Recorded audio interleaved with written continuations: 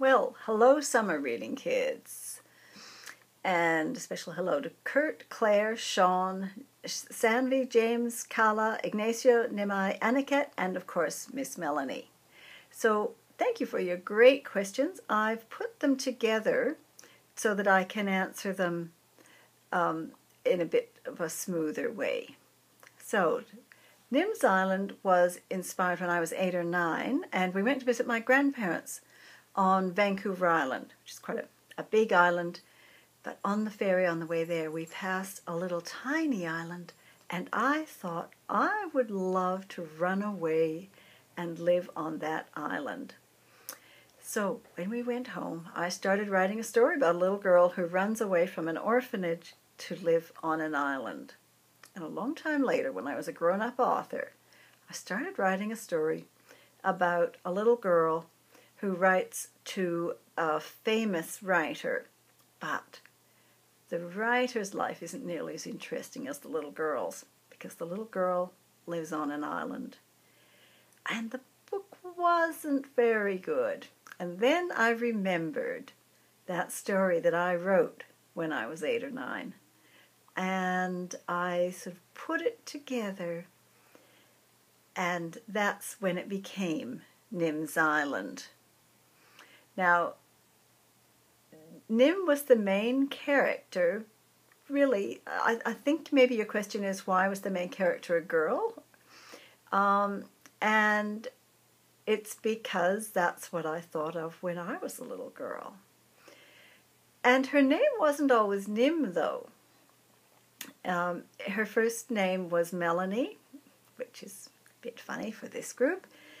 And I decided, that was a name I really, really liked, but I decided that she needed a name that was more unusual. And I'd never heard the name Nimai, which is also a very pretty name, but I thought Nim would be very unusual and a bit different from my bit different little girl. Was it hard to write? Yes, all the books are hard to write. And this one was hard because I kept changing my mind. But once I started telling it the way I wanted to tell it, it was a lot of fun.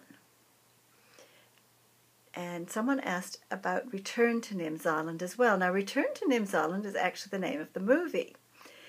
And the movie was based on this book, Nim at Sea.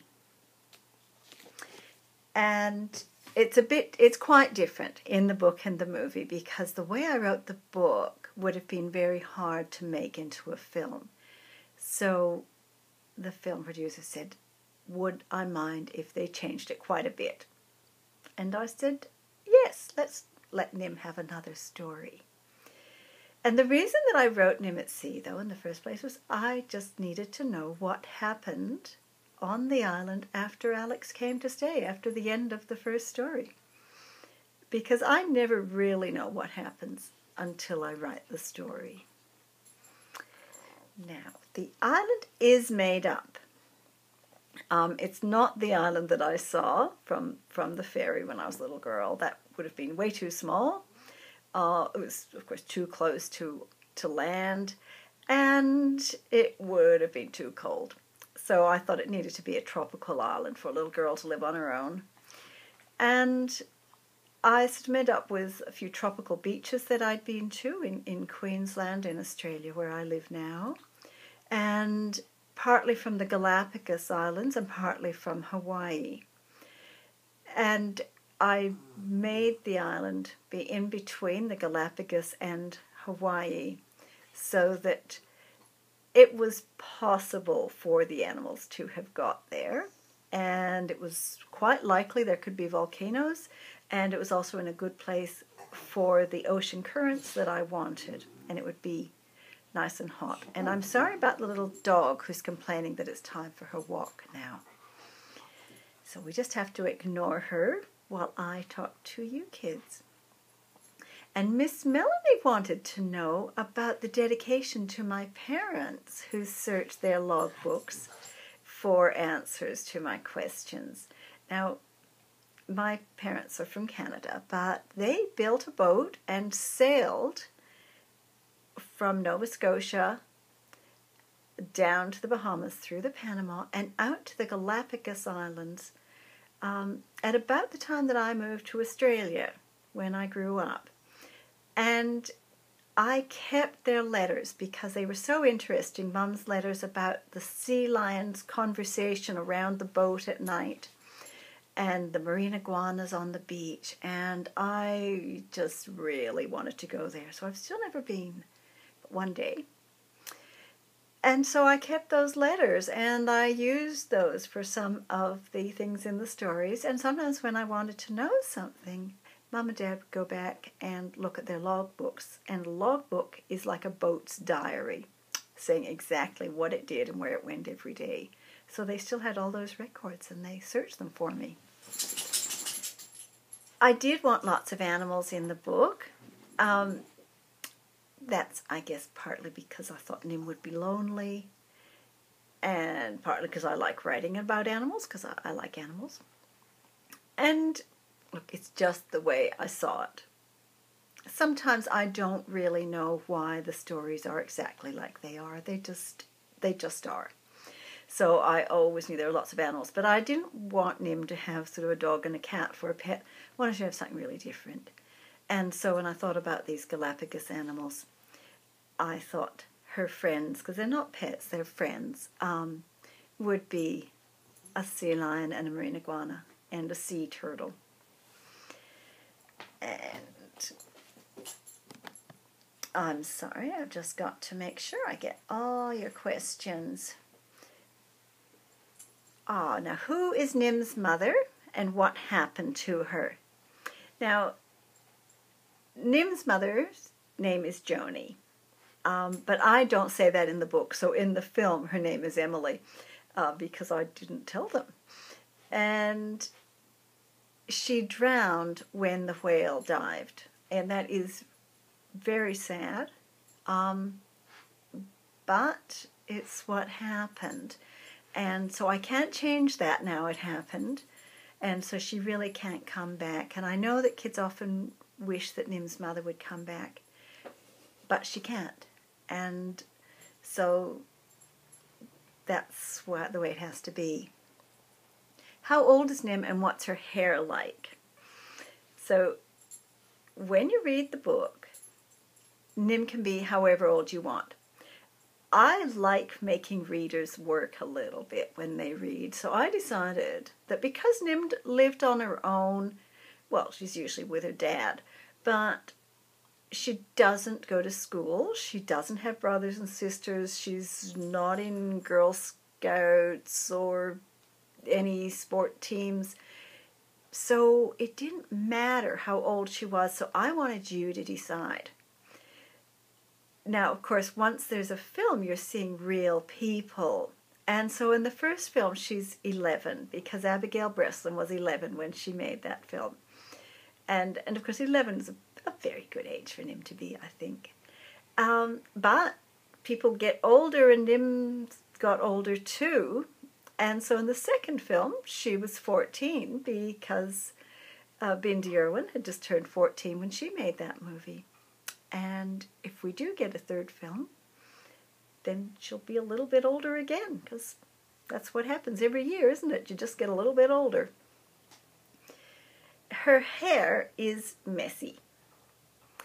And again, that's actually all I tell you. I say her hair is wild, because again, I wanted you to decide.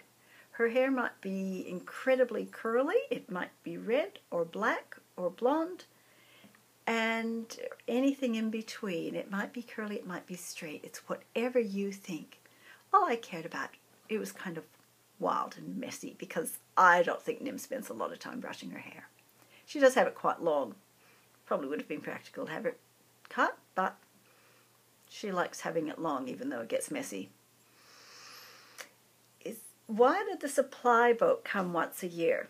Well, there were things that they just couldn't make on the island or find, and that they did need to have in the outside, come in from the outside world.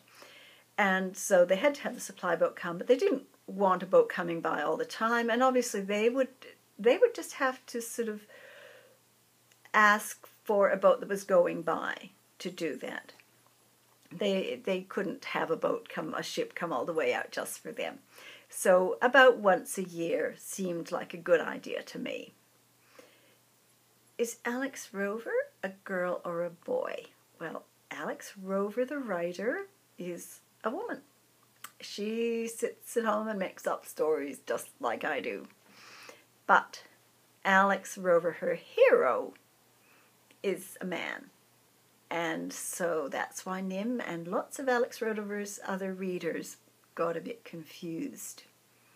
Because sometimes people think that writers are very adventurous, and really we mostly sit in our office and write. What's Jack doing on the boat? Well, Jack's a scientist. He's a marine biologist, but he specializes in microbiology, and so he's taking samples of water where there's plankton to see what plankton is in the ocean in different places. And I think it was Ignatia wanted to know about how they got emails when they're way out on the island. And they have a satellite dish on the hut and also on Jack's boat. And I used a satellite dish that's made for boats who go out far out to sea. And so I thought that will work for their island and for the boat. And that lets them have a satellite phone in between the boat and the island. But they can't use it a lot because that's very expensive, and that's why they just have that one call in the evening when Jack's away. Except, of course, it doesn't quite work out that way, does it? Who is Robinson Crusoe? Now, that's a good question because you guys are probably just a bit young to have read Robinson Crusoe. He's a character in a book, very old book now. And Robinson Crusoe is a made-up person.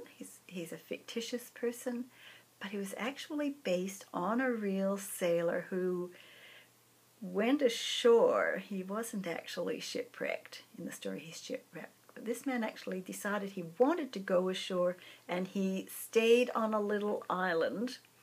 The ship sailed off, and he was there for quite a few years all by himself. And so we often talk about Robinson Crusoe as somebody being alone, and especially alone on an island. And finally, Carla and James wanted to know how I was schooled. And I'm guessing that's because Nim, of course, is homeschooled. And I wasn't actually homeschooled. In fact, between nursery school and grade 12, I went to 11 schools. So I had lots of different schools. But for Nim, obviously homeschooling seemed the very best thing. And I think we just have time for me to read the very first paragraph of the book. And in an island, in a palm tree on an island, in the middle of the wide blue sea, was a girl. Nim's hair was wild, her eyes were bright, and around her neck she wore 3 cords. One was for a spyglass, one for a whirly whistling shell, and the other a fat red pocket knife in a sheath. With a spyglass at her eye, she watched her father's boat, sailed out through the reef to the deeper dark ocean, and Jack turned to wave, and Nim waved back, though she knew he couldn't see. Then the white sails caught the wind and blew him out of sight, and Nim was alone. For 3 days and 3 nights, whatever happened or needed doing, Nim would do it. So, I hope you enjoy the rest of your summer reading program. And if you go to my website, you can also look at Pinterest, and there are pictures of the island that I saw when I was little, and lots of pictures about sort of how Nim'sIsland came to be. So I hope you enjoy reading it. I hope you might enjoy Nim at Sea as well. And I have to tell you, I am very excited because in Australia this week, I don't know if you can get it in the States yet, this is my very new baby, Rescue on NimsIsland. So have fun with whatever you read for the rest of the summer. Bye.